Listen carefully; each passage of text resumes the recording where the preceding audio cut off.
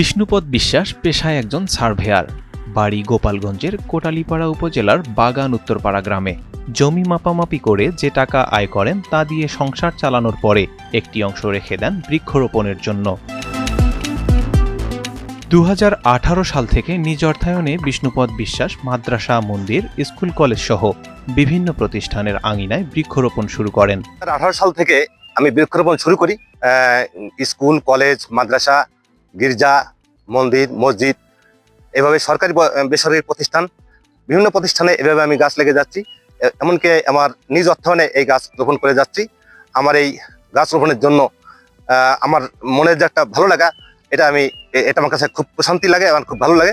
এ পর্যন্ত প্রায় 300 প্রতিষ্ঠান চত্বরে বিভিন্ন ফুল, ফল, ঔষধি, শোভাবর্ধন ও কাঠ জাতীয় বৃক্ষের চারা রোপণ করেছেন।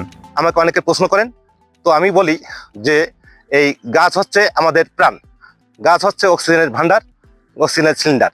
তো এই গাছ যদি থাকে তাহলে পৃথিবী টিকে থাকবে। আমি মনে করি আমরা একদিন পৃথিবীতে থাকবো না, আমরা একদিন এই পৃথিবী থেকে চলে যাব। এখন পরবর্তী প্রজন্ম যে আসতেছে, এই পরবর্তী প্রজন্মের কথা আমি চিন্তা করে তারা যাতে সুস্থ শরীরে সুন্দরভাবে তারা যেন বসবাস করতে পারে, সুন্দরভাবে নিঃশ্বাস প্রশ্বাস নিতে পারে। বান্ডেল থাকলে প্রতি সেনমানিতে টাকা বাঁচবে।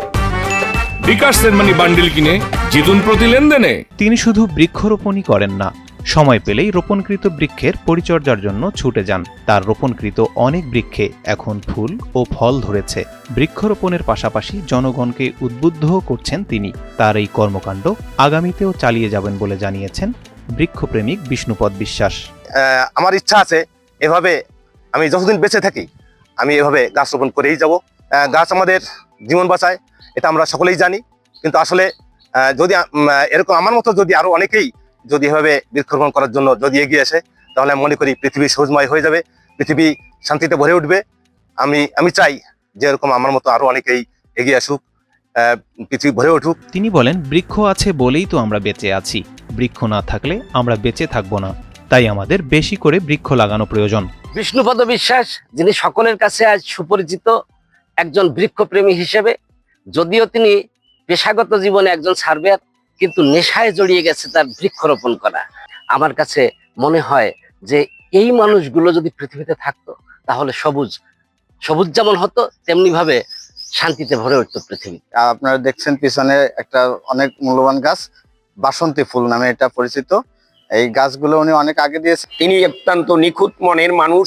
তার এই উদ্যোগ উত্তরোত্তর বৃদ্ধি পাক, আমরা সেই প্রত্যাশাই করছি এবং আমরা তার এই পুষ্প বৃক্ষাদি রোপণের জন্য এই মন্দিরের পক্ষ থেকে তাকে শুভেচ্ছা এবং স্বাগত জ্ঞাপন করি। বিষ্ণুপদ বিশ্বাসের মতো বৃক্ষপ্রেমীরা আছে বলেই হয়তো আমরা পৃথিবীতে স্বাচ্ছন্দ্যে বিচরণ করতে পারছি। তার এই মহৎ উদ্যোগ সুপ্রসারিত হোক, সে প্রত্যাশা সবসময়।